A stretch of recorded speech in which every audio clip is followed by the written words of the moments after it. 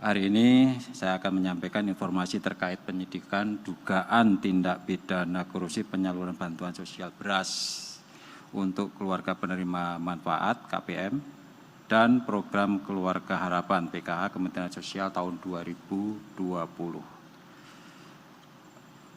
Menindaklanjuti laporan atau pengaduan yang disampaikan masyarakat pada KPK, kemudian kami melakukan pengumpulan informasi beserta data sehingga ditemukan adanya peristiwa pidana pada tahap penyelidikan. Berikutnya dilengkapi dengan adanya kecukupan alat bukti, maka pada tahap penyidikan dengan menetapkan dan mengumumkan beberapa pihak sebagai tersangka sebagai berikut. Yang pertama MKW, ini Direktur Utama PT BGR Persero, periode 2018 sampai dengan 2021. Yang kedua BS, Direktur Komersial PT BGR periode 2018 sampai dengan 2021. Yang ketiga AC, ini Vice President Operasional PT BGR periode 2018-2021. Yang keempat IW, Direktur Utama PT MEP sekaligus tim penasihat PT PTP. Yang kelima RR, tim penasihat PT PTP. Dan yang keenam ini RC, General Manager PT PTP sekaligus Direktur PT EGP.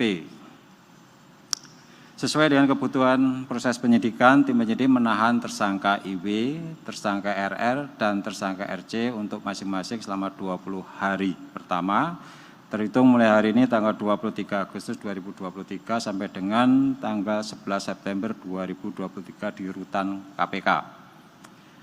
Adapun konstruksi perkara diduga telah terjadi peristiwa pidana sebagai berikut. Sebagai salah satu BUMN yang bergerak dan berkecimpung di bidang jasa logistik, PT BGR Persero memiliki 20 kantor cabang yang tersebar di seluruh Indonesia. Pada periode 2018 sampai dengan 2021, MKW menjabat sebagai Direktur Utama PT BGR Persero, BS menjabat selaku Direktur Komersial PT BGR Persero, dan AC menjabat selaku Vice President Operasional PT BGR Persero. Pada sekitar bulan Agustus tahun 2020, Kementerian Sosial mengirimkan surat pada PT BGR mengundang untuk dilakukan audiensi dalam rangka penyusunan rencana anggaran kegiatan penyaluran bantuan sosial beras atau BSB di Kemensos. Dalam audiensi tersebut, PT BGR Persero diwakili BS kemudian mempresentasikan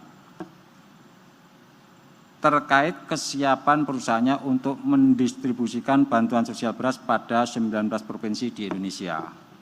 Sebagai langkah persiapan, BS memerintahkan AC untuk mencari rekanan yang akan dijadikan sebagai konsultan pendamping.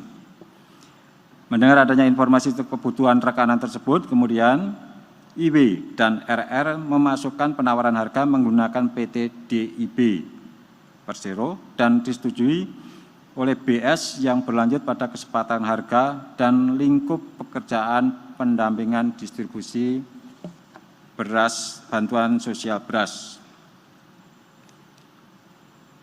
Kemudian Kemensos menunjuk PT BGR sebagai distributor bantuan sosial beras dan berlanjut dengan penandatanganan surat perjanjian pelaksanaan pekerjaan penyaluran bantuan sosial beras untuk keluarga penerima manfaat program Keluarga Harapan dalam rangka penanganan dampak COVID-19 dengan nilai kontrak sebesar 326 miliar rupiah.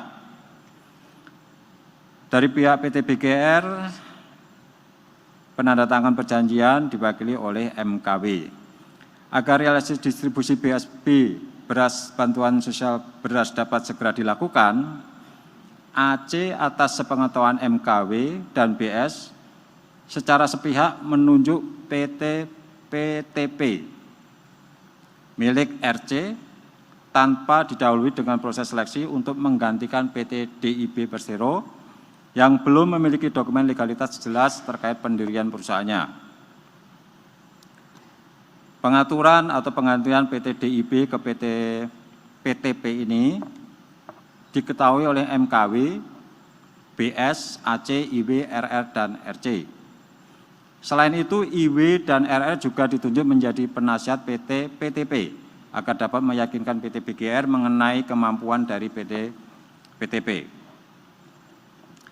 Dalam penyusunan kontrak, konsultan pendamping antara PT BGR dengan PT PTP tidak dilakukan kajian dan perhitungan yang jelas dan sepenuhnya ditentukan secara sepihak oleh MKW, ditambah dengan tanggal kontrak juga disepakati untuk dibuat mundur atau backdate. Atas ide IW, RR, dan RC, PT PTP membuat satu konsorsium sebagai formalitas dan tidak pernah sama sekali melakukan kegiatan distribusi bantuan sosial beras. Pada periode September sampai dengan Desember tahun 2020, RR menagih pembayaran uang muka dan uang termin jasa pekerjaan konsultan ke PT BGR dan telah dibayarkan sejumlah sekitar 151 miliar yang dikirimkan ke rekening bank atas nama PT PTP. Terdapat rekayasa beberapa dokumen lelang dari PT PTP dengan kembali mencantumkan backdate. Pada periode Oktober 2020 sampai dengan Januari tahun 2021, terdapat penarikan uang sebesar 125 miliar dari rekening PT PTP yang penggunaannya tidak terkait sama sekali dengan distribusi bantuan sosial beras. Tindakan para tersangka bertentangan dengan ketentuan sebagai berikut. Pasal 4 ayat 1 huruf B, C, F, dan G, junto pasal 6 huruf C dan F Peraturan Menteri BUMN tentang pedoman umum pelaksanaan pengadaan barang dan jasa BUMN. Kemudian pasal 19 ayat 1 Peraturan Menteri BUMN tentang penerapan tata kelola perusahaan yang baik pada BUMN. Akibat perbuatan para tersangka mengakibatkan kerugian keuangan negara sejumlah sekitar 127,5 miliar. Secara pribadi yang dinikmati IW, RR, dan RC sejumlah sekitar 18,8 miliar. Dan hal ini akan didalami lebih lanjut oleh tim penyidik. Para tersangka disangkakan melanggar pasal 2 ayat 1 atau pasal 3 Undang-Undang Republik Indonesia Nomor 31 Tahun 1999 tentang pemberantasan tindak pidana korupsi sebagaimana telah diubah dengan Undang-Undang Republik Indonesia Nomor 20 Tahun 2021 tentang perubahan atas Undang-Undang Nomor 31 Tahun 1999 tentang pemberantasan tindak pidana korupsi junto pasal 55 ayat 1 ke 1 KUHP. Demikian.